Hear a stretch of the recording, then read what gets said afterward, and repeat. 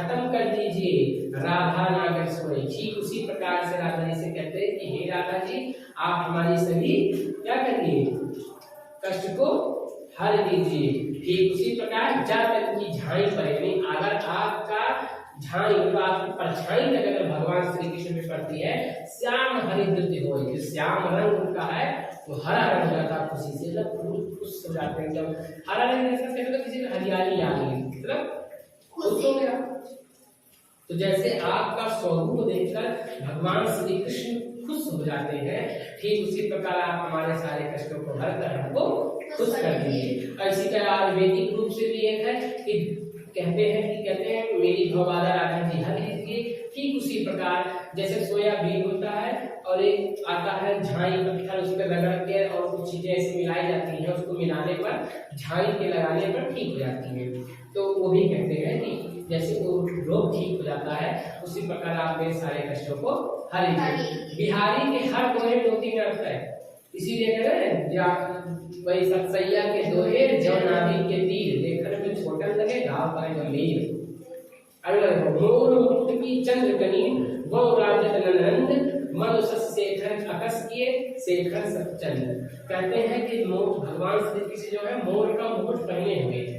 अच्छा, मोर का मुकुट भी देखो कैसे बनता है, कभी ऐसे देखो मोर का मुकुट ऐसे रहता है, ऐसे वो मोर जो पंख होता है कुछ इस प्रकार का ऐसे रहता है, ऐसे ऐसे ऐसे निकला रहता है, ऐसे इसमें देखो ऐसे ऐसे ऐसे ऐसे बना रहता है ना, चमकदार बने रहते हैं। तो कहते हैं जिस प्रकार आपने मोर मुकुट पहना है, अब एक पंख लगा नहीं होगा, ढेर सारे पंख लगे हैं और उसमें देखो गोल गोल ये तो पहले जैसे चंद्रमा लगे हैं।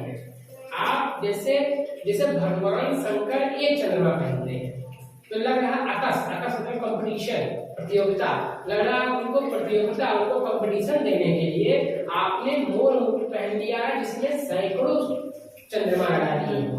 इतना सुंदर लग रहा है कि आप शेखर मतलब भगवान शंकर जी को कंपटीशन या चैलेंज करना चाहते हैं कि आपके पास एक चंद्रमा है तो मेरे पास इतने चंद्रमा, इतने खूबसूरत लग रहे हैं। सोहत ओढ़े पीठ पर श्याम सलोने गात मनो नील मन सैल पर आदित पर प्रभात। ये सबसे अच्छा दोहा है और सबसे बढ़िया दोहा। इसमें है कि सोहत ओढ़े पीठ पर, भगवान श्याम जो है, भगवान श्री कृष्ण का रंग जो है श्याम है, मतलब सांवला है और उसमें पीला कपड़ा पहन लिए है। तो पीतांबर पहनते हैं, पीतांबर मतलब भगवान श्री कृष्ण। तो आपका जो कलर है वो सांवला है और आपने पीले कपड़े पहन लिए हैं। उसके बाद श्याम सलोने का मनो नीलमन सैल पर आद्य प्रभात। ऐसा लग रहा है कि जो नीलमन पत्थर है, नीले रंग का जो पत्थर है, जब उस पर सूरज की रोशनी पड़ती है तो और अधिक सुंदर लगने लगता है। तो नीला नीला पत्थर था, नीलमणि नीले कलर का, उस पर जब प्रभात में सूर्य की किरण पड़ती है तो बहुत चमकदार सुंदर लगने लगता है।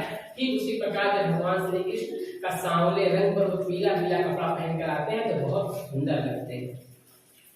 अधर धरत हल्के परत ओठ जीठ पट ज्योति और हरित बांस की बांसुरी इंद्रधनुष रंगोती। बिहारी जी कहते हैं कि अधर धरत मतलब अधरों पे धरे हुए हैं, मतलब होठों पे धरे हुए हैं, और क्या हल्के परत मतलब हरी हरी परत रखी हुई है। बांसुरी बांस की है, हरी हरी है, तो हरी हरी बांसुरी को गुलाबी गुलाबी होठ पे भगवान श्री कृष्ण रखे हुए हैं।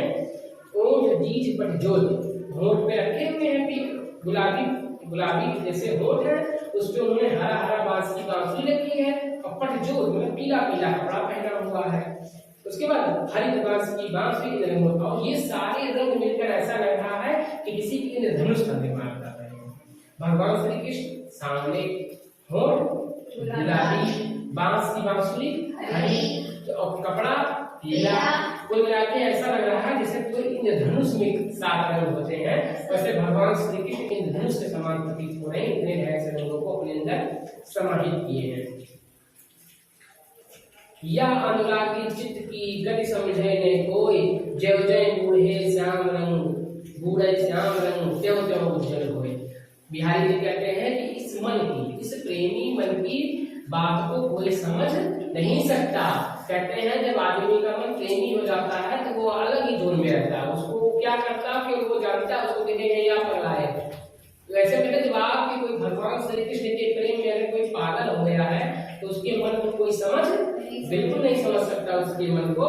कह रहे हैं आप उस जब कोई भगवान श्री कृष्ण के प्रेम में पड़ गया है तो उसका मन बिल्कुल इस भाव में है। जैसे जैसे उनके प्रेम में आप पड़ते जाएंगे आपका मन खुश होता जाएगा। जितने आप प्रेम में अंदर जाएंगे कृष्ण के उतना आपका मन उज्जवल होता जाएगा। जैसे जैसे आप अंधकार से रोशनी की तरफ जाएंगे आपका मन हल्का होता जाएगा। बरसों आपके दिमाग में अज्ञानता दूर होगी और क्या होगा, उजाला आएगा, ज्ञान का उजाला आएगा।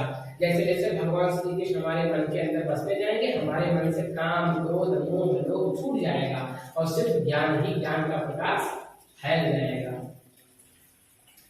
तब लगिया मन सदन में हरि आवे की बाट विकट जटे जो लग निपट फुटे न कपट कपाट। कहते हैं अगर आपके मन में ढेर सारा ईर्ष्या भर गई है, ढेर सारा द्वेष भर गया है, लोभ भर गया है, तब आपके अंदर भगवान श्री कृष्ण निवास नहीं करेंगे। भगवान कोई भी भगवान, अगर आपको अपने मन में भगवान का निवास करवाना है तो काम क्रोध मोह लोभ को छोड़ दीजिए। जितना जितना मन आपका साफ होता जाएगा भगवान खुद ही आपके अंदर आते जाएंगे। आप अपने मन के कपाट को खोल लीजिए। कपाट कैसे खोलेंगे, काम क्रोध मोह लोभ को छोड़ दीजिए और कृष्ण की भक्ति करिए। आप अपने कपाट को खोल दीजिए तभी भगवान श्री कृष्ण उस कपाट से आपके दिमाग में आएंगे। ये नहीं कि आप किसी के लिए बुरा सोच रहे हो, मंदिर में बैठे हो, हाँ आप सोच रहे हो अभी यहाँ जाएंगे तो उसको बताएंगे, तो आपके अंदर भगवान कृष्ण नहीं आने को। पूजा किसी काम की नहीं कि कंठी चला रहे हो और सोच रहे हो हाँ अभी वहाँ पैसा लेना वहाँ पैसा लेना, कंठी चल रही है, उस पूजा का कोई मान नहीं है। आप कृष्ण के प्रेम में पड़िए, आप कर्म पूजा करिए लेकिन आप सबके लिए सत्कर्म करिए। कहते नहीं है कर्म सबसे बड़ा चीज है, कर्म ही पूजा है। आप अपना कर्म करिए। स्टूडेंट का कर्म